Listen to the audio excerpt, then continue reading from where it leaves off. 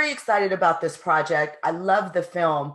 For Thank you. you, 13 years in development, several changes. What was it about this project that one made you want to see it completed and two, take it on as your second project to direct? Well, the first thing that made me want to do it was 14 years ago. In 2006, on a Saturday morning, that I was asked to come over to Steven Spielberg's house, which I should tell you is not a common occurrence. Steven and I don't kick it together. He said he wanted to make a movie about the riot in Chicago and the conspiracy trial that followed. And I nodded and said, "I'm in. Count me in." I didn't know what Stephen was talking about. I had no idea. I was saying yes to Stephen. I heard the word trial. I was saying yes to that too.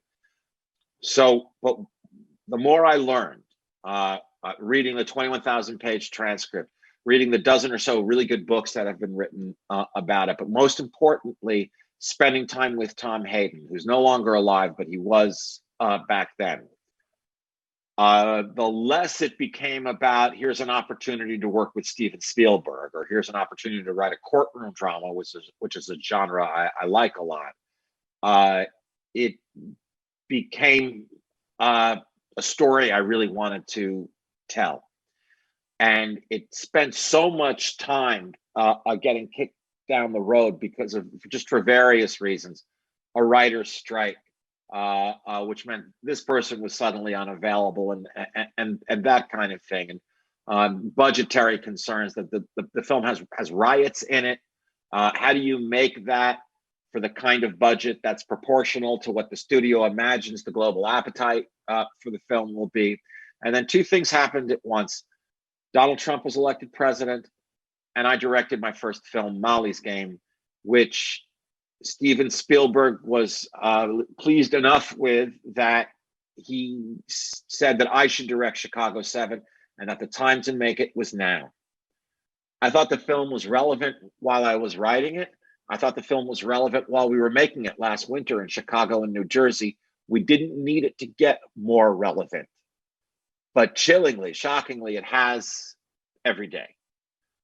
I was asked the other day if I changed anything in the script to mirror events. No, events changed to mirror the script. So I feel like we've been on this 14-year collision course with history, and that's where we are now. And now the 14-year wait was worth it. So for you, what was your biggest challenge as far as pulling the film together once you locked in the cast, decided you were going to direct it, and shooting got underway last year? I'd say it was two things. In terms of physical production, staging those riot scenes, I had never done anything like that before. I, by and large, write people talking in rooms. So I'd never staged a battle scene, and that was going to have to be done well. And then the other thing was the cast. This cast is phenomenal.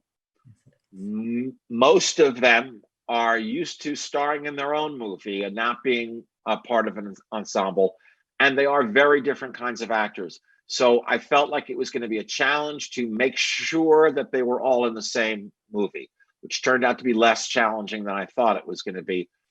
Honestly, Jill, with this cast, I felt like when I'd get to the set every morning at 6 a.m., and I felt like somebody just tossed me the keys to a Formula One race car.